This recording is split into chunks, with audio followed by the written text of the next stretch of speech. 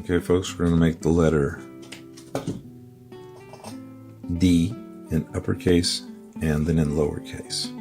Okay, and here we go.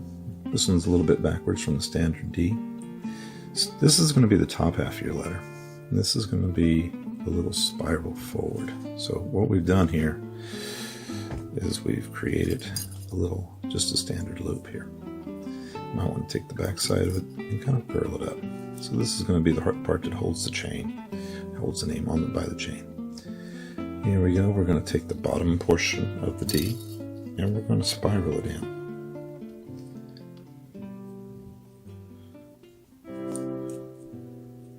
So this is the top of the D. This is the lower portion of it. Okay. You can reach in here and grab it right here, and you can pull the bottom portion of the D up.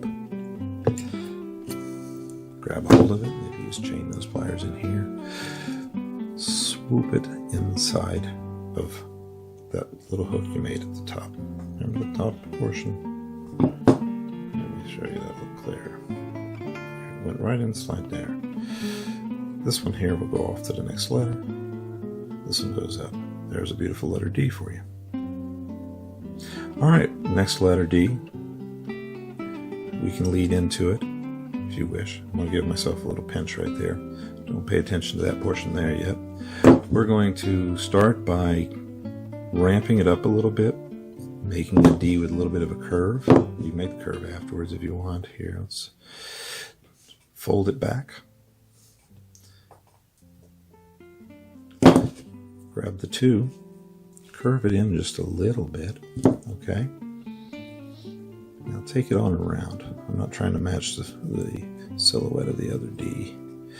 I'm just going to show you this one. So this one goes up.